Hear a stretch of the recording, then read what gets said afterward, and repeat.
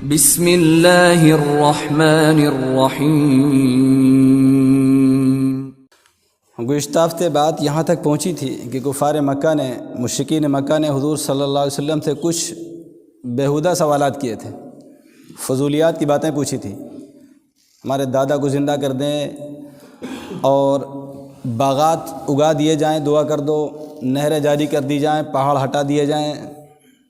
انہیں میں سے ایک سوال یہ بھی تھا کہ دعا کر دو کہ ہم تمہارے مخالف ہیں تو اللہ کا عذاب آ جائے ہمارے اوپر۔ لیکن حضور صلی اللہ علیہ وسلم نے ان کی کسی بات کا جواب نہیں دیا اور فرمایا کہ میں اس کام کے لیے بھیجا نہیں گیا ہوں، میں تو اللہ کی طرف سے بشیر اور نذیر بنا کے بھیجا گیا ہوں۔ بات میں نے پہنچا دی ہے، فیصلہ اللہ کا آ جائے گا، آج نہیں تو کل۔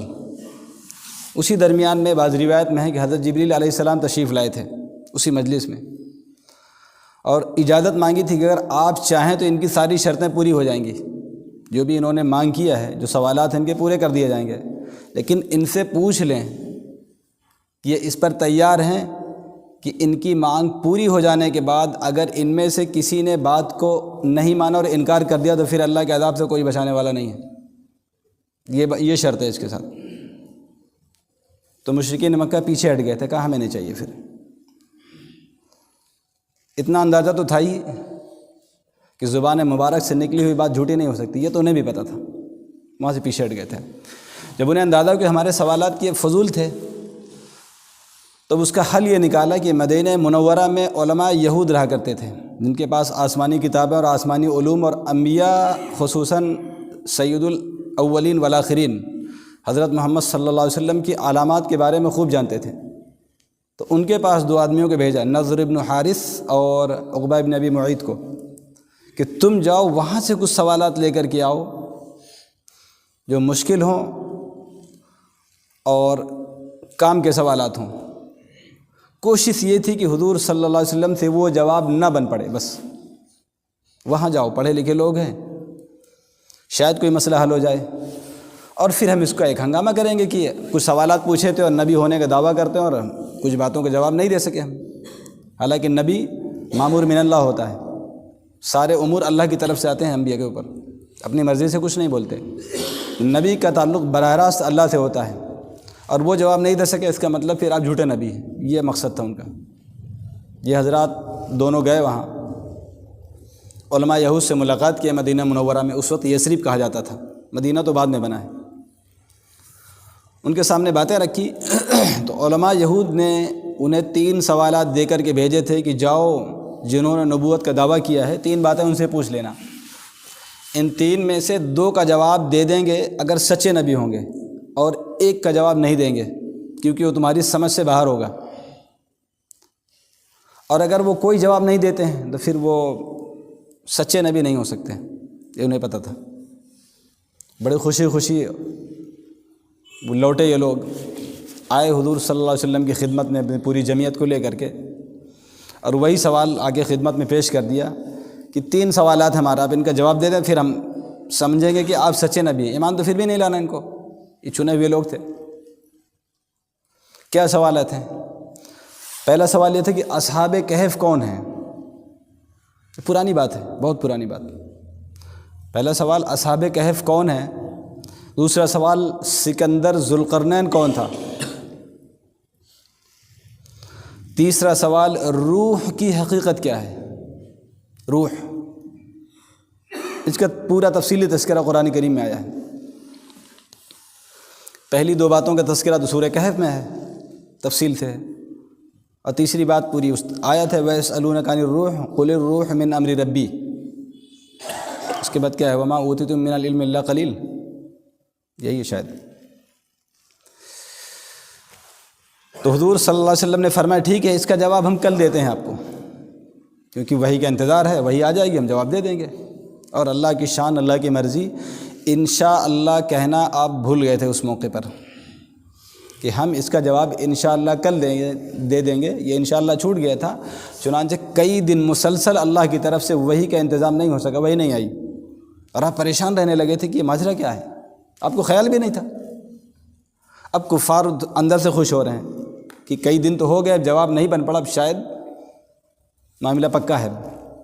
علماء یہود نے جو کہا تھا کہ سوالات ہیں، سوال ان کے بس کا تو نہیں ہے، اب لہذا اب ہم کو موقع ملنے والا ہے کہ ہم اس کا بدنامی کے جو انتظامات ہے، اس کی جو کوشش ہے وہ ہم کر کے بدنام کر دیں گے پورے مکے میں اور اطراف میں۔ کئی دنوں کے بعد جبریل علیہ السلام تشریف لائے اور آنے کے بعد یہ بتایا کہ آپ جب بھی کسی سے کوئی وعدہ فرمایا کریں تو انشاءاللہ فرما دیا کریں۔ اس کا بھی تذکرہ سورہ کہف میں موجود ہے۔ پھر سورہ کہف کے اندر پورا تفصیلی واقعہ اصحاب کہف کا موجود ہے، سکندر ذوالقرنین کا بھی موجود ہے، اور روح کی حقیقت کیا ہے، یہ انسانوں کی سمجھ کے باہر ہے، اس کا بھی جواب دے دیا گیا کہ یہ اللہ کا حکم ہے۔ اب مختصر یہ کہ وہ سوال کیا اور جواب مل گیا، واپس چلے گئے۔ ان میں سے جس کو ایمان لانا تھا جو پہلے لا چکے تھے، جن کو لانا بعد میں بھی لے آئیں گے، لیکن یہ جو سوالات کرنے والے تھے ان میں سے کوئی ایمان نہیں لایا۔ تو ہماری جانکاری کے لیے یہ ہے کہ اصحاب کہف کون ہیں۔ قرآن کریم کا ترجمہ پڑھ سکتے ہیں آپ، آرام کے ساتھ دیکھ لیں گے، بات سمجھ سکتے ہیں، پھر بھی مختصر ہم عرض کر دیتے ہیں کہ اصحاب کہف، کہف ایک غار کا نام ہے، پہاڑ کے اندر ایک کوئی خالی جگہ تھی، غار، اس غار میں تقریباً 7 لوگ جا کر کے روپوش ہو گئے تھے موجودہ ظالم بادشاہ کے خوف سے، انہی کی طرف یہ منسوب ہے۔ حضور صلی اللہ علیہ وسلم سے پہلے کی بات ہے کہ ایک ظالم بادشاہ تھا جو اپنا سجدہ کروانے کی ضد پر اڑا ہوا تھا کہ اس کی جو بھی قوم ہے ہر ایک اس کو سجدہ کرے گی، یعنی اس کو اپنا معبود بنا لو۔ جیسے فرعون اپنے آپ کو خدا کہلاتا تھا، لوگ اس کی پوجا کرتے تھے، ویسے اس بادشاہ کا حال تھا۔ تو 7 لوگ ایسے توحید پرست تھے، انہوں نے سجدہ کرنے سے انکار کر دیا تھا کہ تم میرے معبود نہیں ہو سکتے، میرا معبود اللہ ہے، تم تو ہماری طرح انسان ہو۔ جب بادشاہ کو پتہ چلا کہ یہ 7 لوگ ہیں تو ان کے خلاف وارنٹ جاری ہو گیا کہ ان کو پکڑ کر کے لاؤ کہیں سے بھی، ان کو سزا دی جائے گی۔ جب انہیں پتہ چلا کہ بادشاہ تک میری خبر پہنچ گئی ہے کہ بادشاہ کو ماننے والے نہیں ہیں، اس کو سجدہ کرنے والے نہیں ہیں، تو یہ اپنے شہر کو چھوڑ کر کے جنگل اور بیابان کی طرف چلے گئے کہ اب واپس نہیں آنا ہے، جو اللہ کی مرضی ہوگی وہ ہوگا۔ شہر سے باہر نکلے، پہاڑی علاقے میں پہنچے تو ایک غار تھا، اس غار میں ان کے ساتھ ایک کتا بھی تھا، اس کا تذکرہ قرآن کریم میں۔ یہ غار کے اندر پہنچ گئے، اور چونکہ پیدا لانے کی وجہ سے تھک گئے تھے، اور کتا غار کے منہ پر بیٹھ گیا ایک دربان کی طریقے سے۔ یہ اندر پہنچے اور پہنچنے کے بعد یہ لوگ آرام کرنے کے لیے لیٹے اور سو گئے۔ پھر کتنا سوئے اندازہ نہیں ہے آپ کو، 300 وازدادوا 9، 300 سال سے اوپر یہ سوتے رہے، نہ ان کو کھانے کی ضرورت پڑی نہ پانی کی۔ توحید پرست نے اللہ کی توحید کے لیے اس جگہ کو چھوڑ کر کے آئے تھے جہاں پر توحید کا خون ہو رہا تھا، اور انسان کی پوجا کے لیے پوری کوشش، پورا پروگرام تیار ہو چکا تھا، تو پھر اللہ نے اپنی قدرت دکھائی وہاں پر۔ 300 سال تک یہ سوتے بھی رہے، اٹھے بھی نہیں درمیان میں، اور جیسے ایک بندہ سوتا ہے کروٹ بدل رہا، ادھر کر لے رہا ادھر کا ہو رہا، لیکن اٹھے نہیں ہے۔ ایک ہی پوزیشن میں اگر انسان زمین پر سو جائے تو مٹی اس کو کھا جائے گی، نقصان پہنچا دے گی۔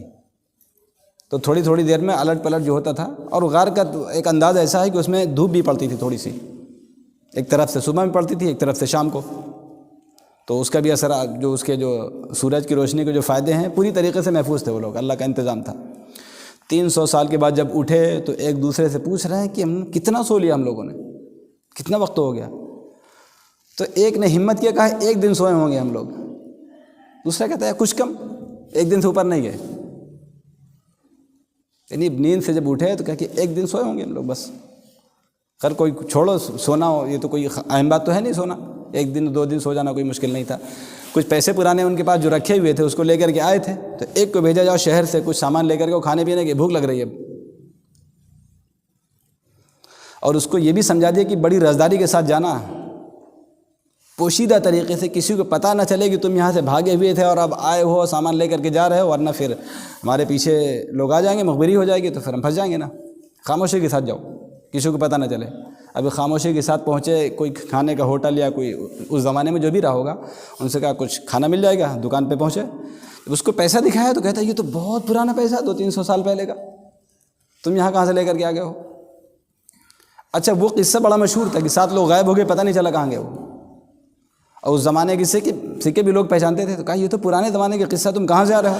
تو آہستہ آہستہ بات کھل گئی ان کی، جس کا ڈر تھا وہی ہوا، لیکن دور بدل چکا تھا، توحید پھیل چکی تھی۔ اب جو بادشاہ تھا وہ توحید پرست تھا، وہ اپنی پوجا نہیں کراتا تھا۔ اس طریقے سے ان 7 لوگوں کے بارے میں یہ تفصیلات معلوم ہو گئی۔ بہرحال وہ جو ایک بندہ آیا تھا کھانا لینے کے لیے، وہ بھی واپس چلا گیا، پھر آیا نہیں واپس، وہ بھی شہر میں انہوں نے رہنے کو گوارا نہیں کیا، باہر ہی رہ پڑے۔ پھر وہیں ان کی تدفین ہوگی۔ پھر آگے ایک لمبا قصہ ہے، کہاں گئے، وہ غار کہاں ہے اور کیسا ہے، اب کہاں پر ہے، یہ الگ الگ لوگوں کی رائے ہے۔ یہ تو ان کا معاملہ تھا۔ پھر وہاں پر ایک مسجد بھی آج بنی ہوئی ہے، مسجد کا تذکرہ قرآن کریم میں بھی ہے۔ اسی طرح سکندر ذوالقرنین کے بھی پہلے زمانے کے ایک صاحب ہیں، بعض نے کہا نبی ہیں، بعض نے کہا کوئی بادشاہ تھے، لیکن حق پرست تھے وہ بھی، قرآن میں اس کا تذکرہ ہے۔ لیکن ایک خاص بات ان کے اندر یہ تھی کہ زمین کو اللہ تبارک و تعالیٰ نے ان کے لیے مسخر کر دیا تھا، یعنی جب وہ چلتے تھے تو زمین سمٹتی تھی ان کے لیے۔ جیسے ایک قدم رکھا تو قدم رکھتے رکھتے زمین 1 کلومیٹر پیچھے پہنچ چکی ہوتی تھی، یہ نہیں چلتے تھے آگے، زمین پیچھے کو کھسکتی تھی ان کے لیے۔ تو پوری دنیا کا سفر صبح سے شام تک میں بڑی آسانی کے ساتھ کر لیتے تھے، زمین کے ایک کنارے پر ہوں اور دوسرے کنارے پر جانا تو پیدل پہنچ جاتے تھے، ان کے لیے مشکل نہیں تھی۔ یہ ان کے معجزہ یا کرامت تھی ان کے اندر، جس کا تذکرہ، جس کا سوال کیا تھا ان لوگوں نے۔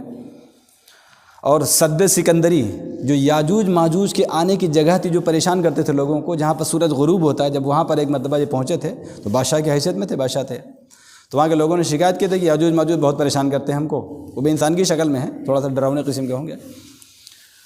تو کہا کہ اچھا ٹھیک ہے، تم تھوڑا سا ہمارا ساتھ دے دو، ہم ایک دیوار کھڑی کر دیتے ہیں، پھر ان کو پیچھے کر دیں گے، تم اپنا اطمینان کے ساتھ رہ لوگے، ایک حد بدنی ہو جائے گی۔ سد سکندری کہتے ہیں، سکندر ذوالقرنین کی اٹھائی ہوئی دیوار تھی وہ۔ اچھا ان کا ایک معجزہ اور یہ بھی تھا کہ ان کو آگ اثر نہیں کرتی تھی، لوہا یا تانبا پیتل کو اگر پگھلا دیا جائے، پگھلانے کے بعد وہ پانی کے طریقے سے ہاتھ اس میں ڈال کر کے استعمال کر لیتے تھے، انہیں اس سے کوئی فرق نہیں پڑتا تھا۔ یہ بھی چیز اللہ نے ان کو نوازا تھا۔ تو انہوں نے ایک دیوار اٹھائی، پھر اس دیوار میں وہی سیسا اور اس میں چاندی اور تانبا پیتل، جو سیسا جس کو کہتے ہیں، پگھلا کر کے انہوں نے، اور بس یوں ہی ہاتھ سے وہ ڈال دیا کرتے تھے، لوگوں نے انتظام کر دیا تھا، تو وہ سد سکندری بن گئی تھی۔ تو ان کے بارے میں سوال تھا کہ وہ کون ہے، تو اس کا تفصیل قرآن کریم نے وہ بھی دے دیا۔ روح کی حقیقت کیا ہے؟ کہا یہ اللہ کا حکم ہے، قل الروح من امر ربی، روح یہ اللہ کا امر ہے، اللہ کا حکم ہے۔ انسان کے جسم میں جو روح ہے، جو چلتی ہے، جو ہمارے اندر ایک کرنٹ ہے جو کام کرتا ہے، آنکھ دیکھتی ہے، کان سنتے ہیں، زبان بولتی ہے، پیر چلتے ہیں، ہاتھ کام کرتے ہیں، یہ اس روح کا کمال ہے جو ہمارے اندر چل رہی ہے۔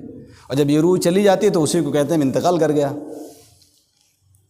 وصال ہو گیا، وفات ہو گئی، انتقال ہو گئے، وفات پا کے جو استعمال کیا تھا وہ روح کا سارا معاملہ ہے۔ کیفیت کیا ہے؟ مفسرین کے الگ الگ رائے ہیں، البتہ یہ بات کہتے ہیں کہ جس انسان کی روح ہے اسی شکل میں ہے، وہ جو اسرائیل علیہ السلام نکال کر لے کر کے جاتے ہیں، یہ وہی روح ہے جس کا انہوں نے سوال کیا تھا۔